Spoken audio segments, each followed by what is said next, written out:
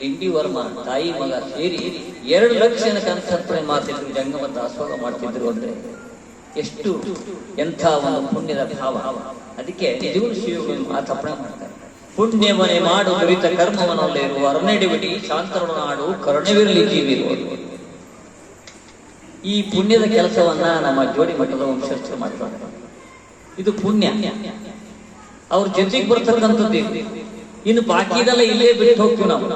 ಜಾತಸ್ಯ ಮರಣಂ ಎಲ್ಲರಿಗೂ ಮರಣ ಇದೆ, ಯಾರಿಗೂ ಇಲ್ಲ ಅಂತ.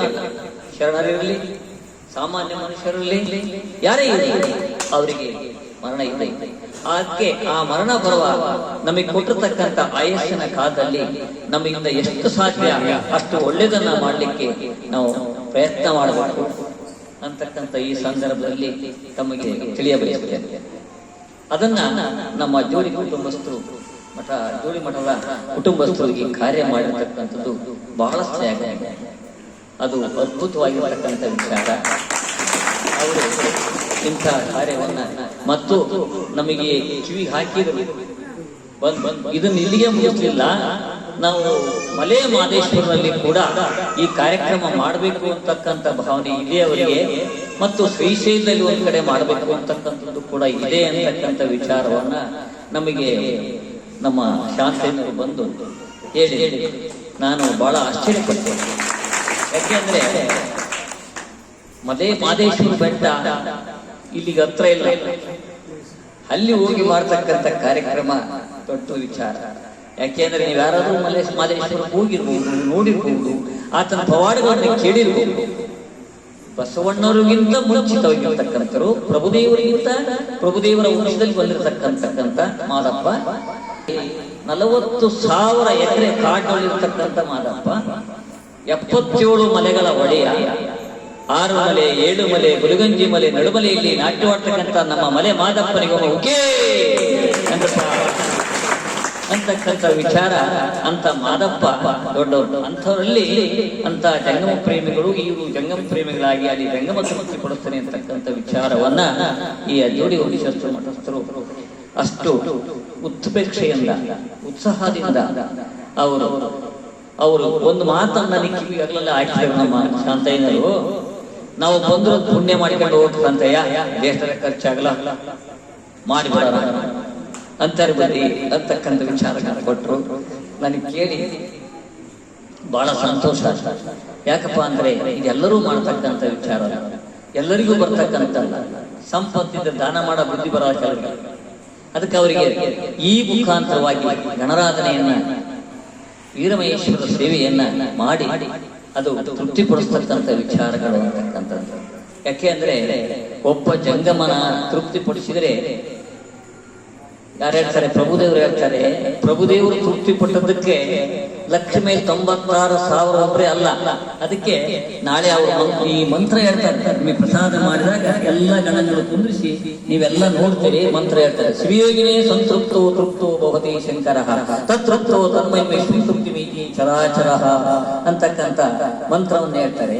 ಅದಕ್ಕೆ ಒಬ್ಬ ಭಕ್ತ ಕೇಳ್ತಾನೆ, ಚರಾಚರ ವಸ್ತು ತೃಪ್ತಿ ಅಥವಾ ಒಬ್ಬ ಜಂಗಮ ನೋಡ್ರೆ ಅಂತಕ್ಕಂಥ ಪ್ರಶ್ನೆಯನ್ನು ಕೇಳಿದಾಗ ಪ್ರಭುದೇವರು ತೃಪ್ತಿ ಪಡಿಸ್ತಾರೆ. ಬಸವಣ್ಣರು ತೃಪ್ತಿ ಪಡಿಸಿದಾಗ ಎಲ್ಲಾ ಕಡೆ ಚರಾಚರ ವಸ್ತುಗಳು ತೃಪ್ತಿ ಪಡ್ತವೆ. ಹಾಗೆ ಅದನ್ನು ಪರೀಕ್ಷೆ ಮಾಡಬೇಕು ಅಂತ ಹೇಳಿ ಒಂದು ಕಪ್ಪೆ ತಗೊಂಡ್ಬಂದು ಕೊಯ್ದ್ರೆ ಇಲ್ಲೇನು ಬಸವಣ್ಣನ ಮನೆಗೆ ಪ್ರಸಾದ ಇತ್ತು ಅದರೊಳಗೆ ಹೊಟ್ಟೆ ಒಳಗೆ. ಯಾಕೆಂದ್ರೆ ಒಬ್ಬ ಜಂಗಮ ತೃಪ್ತಿ ಪಟ್ರೆ ಅಷ್ಟು ಅದರಲ್ಲಿ ಮಹತ್ವವಾಗಿದೆ. ಅದಕ್ಕೋಸ್ಕರ ನಮ್ಮಲ್ಲಿ ಪರಂಪರೆಯಾಗಿ ಬಂದಿದೆ. ಇವತ್ತಲ್ಲ, ಐಗಳು ನೀಡಿಸೋದು ಅಂತಾರೆ, ಗುರುಗಳು ಜಂಗಮರು ನೀಡಿಸೋದು ಅಂತಾರೆ. ಇದೆಲ್ಲ ಪರಂಪರೆಯಾಗಿ ಮಾಡ್ಕೊಂಡು ಬಂದಿದೆ ನಮ್ಮ ಹಿರಿಯವರು ಸುಮ್ಮನೆ ಮಾಡಿಲ್ಲ. ಅದೆಲ್ಲ ಮಾಡಿ ಮತ್ತೆ ಉಜ್ಜಿನಿ ಜಗದ್ಗುರು ಸಿದ್ಧಲಿಂಗೇಶ್ವರರು ಅವರು ಕೂಡ ಈ ಜಂಗಮಾರ್ಚನೆ ಮಾಡ್ತಿದ್ರು ಅಂತ ನಾನು 1,008 ಜಂಗಮ ತೃಪ್ತಿಪಡಿಸಿದಾಗ ಅವತ್ತು ಉಜ್ಜಿನಿ ಜಗದ್ಗುರು ಸಾನ್ನಿಧ್ಯ ವಹಿಸಿದ್ರು.